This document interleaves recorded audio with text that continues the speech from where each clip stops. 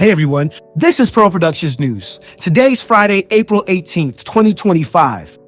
Please don't forget to like the video, share it with a friend, and subscribe for more news. This segment is dedicated to exploring the hidden story within the New York Times visual investigation, titled "Online Pedophile Hunters Are Growing More Violent and Going Viral."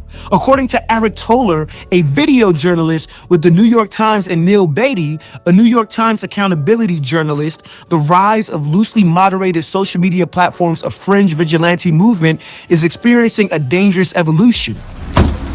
Don't go anywhere, mate. No point in going anywhere. What you doing here? What you doing here? Don't start the car, Steve. You'll get yourself into more trouble. Just turn it off. You can... Don't drive off. Nobody's going to hurt you. Charges have been filed against 4 men involved in that shooting last year at the Target in Winston-Salem on Haines Mall. According to Winston-Salem police, 3 men with the group Dads Against Predators lured a man to the Target on Haines Mall Boulevard. This was last summer in June. That man was identified as Dante Wade. When he arrived, a fight broke out and Wade shot one of the men. All 4 are now charged with simple affray.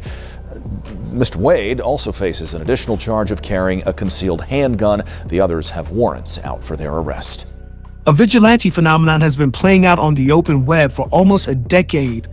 Content creators in the U.S. pose as minors on dating apps and websites, then target the people who message them.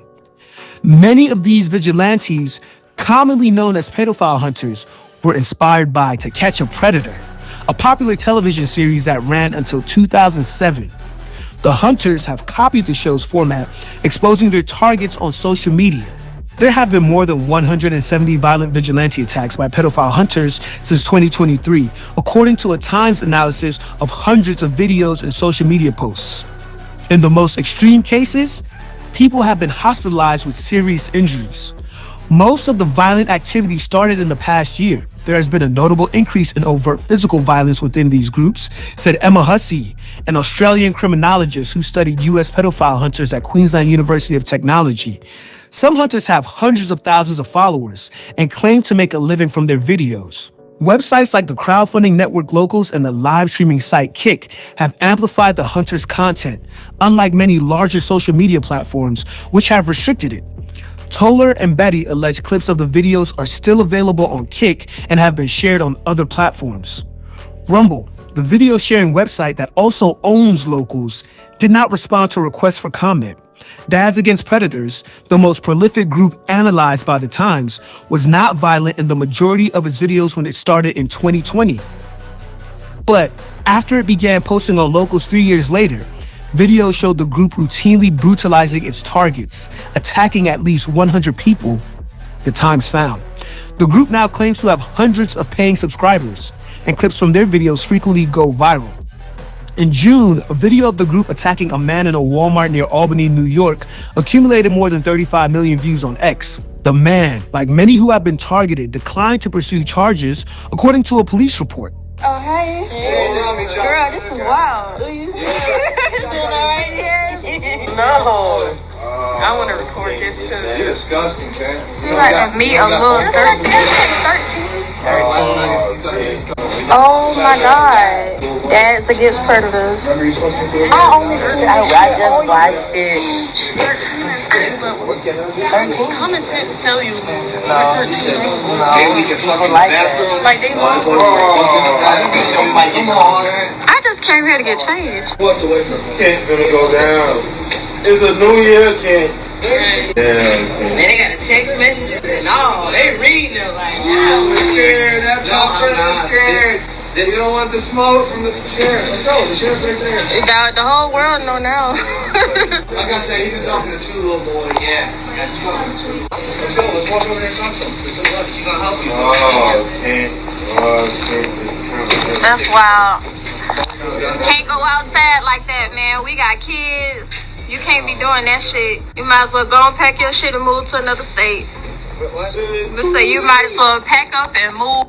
The Times reached out to more than 24 people targeted by violent pedophile hunters, but none were willing to speak on the record.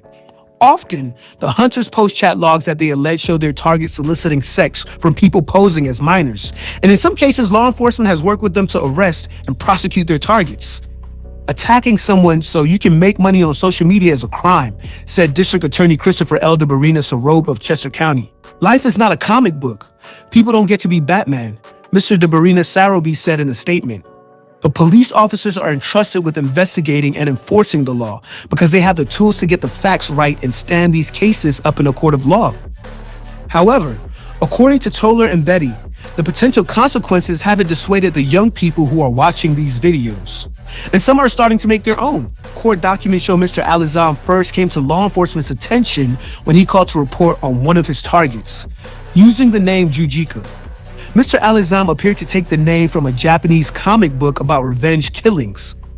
Mr. Alizam didn't wear a mask when he met a responding officer, however. 19 days after his meeting with police officers, Mr. Alizam allegedly beat the elderly man in his home. He said that he was like an unfiltered version of Vitaly Zdorovetski, a content creator with more than 1.5 billion video views on YouTube. Mr. Zdorovetski has produced a series of pedophile hunter videos streamed live on Kick. In one video, his entourage taunted a target using a live alligator with the help of a professional handler.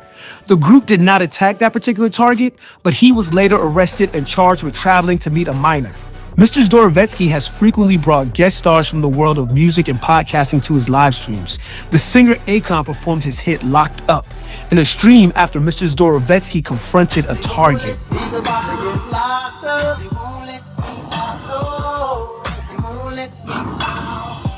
Police later arrived and arrested the target. Court documents show he's facing 2 charges in California. Toller and Bedi go on to talk about the supportive ecosystem, like the customers in the Dollar General who welcome dads against predators, as most other parents or citizens might, especially those who want to protect children. YouTube was the first to remove pedophile hunter videos unless law enforcement was involved in their operations. Toller and Bedi go on to complain that many pedophile hunters lost their media platform accounts in 2021, but have found new homes on Locals, Rumble, and Kick. This brings us to, in my opinion, the hidden agenda in this story. Let's begin with the facts from the National Center for Missing and Exploited Children. In 2023 alone, the organization assisted with 28,886 reports of missing children, an 88% recovery rate. That means 12% of those children were not found. That's not just a stat, that's thousands of families living a nightmare. Even more alarming, reports of online enticement surged by over 300% between 2021 and 2023. Every year, approximately 460,000 children are reported missing in the United States. So, Miss Emma Hussey, you're concerned about 170 reported vigilante incidents since 2023? That's what you call a notable increase?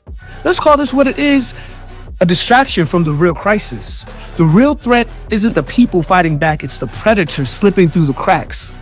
Dante Wade showed up to meet a minor for a criminal act and he brought a weapon. The question is, who did he intend to use it on? Wade ended up shooting a hunter who was there to protect a child.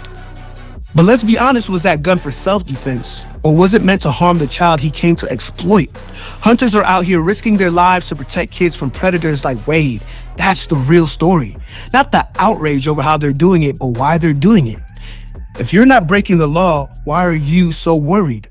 Is it finally getting too risky to exploit kids? Good. And as for the hunters posting online, making money and going viral, academics is still eating, still interviewing people like Kanye West, still unrestricted, even after exploiting a child live, on air. This isn't about policy. It's about power and control. We do not condone violence ever.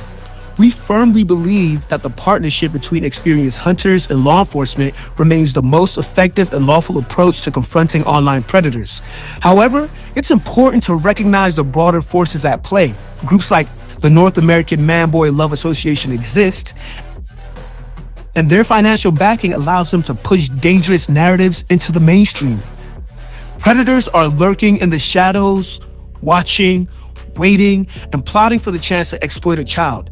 Yet the deeper, more disturbing truth uncovered in this investigation is that some of the advocacy being framed as protection is, in reality, a shield for predators under the guise of tolerance. It's disturbing. It's deliberate. That's the hidden story. Thanks for watching. What do you think? Are pedophile hunters crossing the line, or are their actions justified? Let us know in the comments. Don't forget to like the video and share the story. This is Pearl Productions. Peace.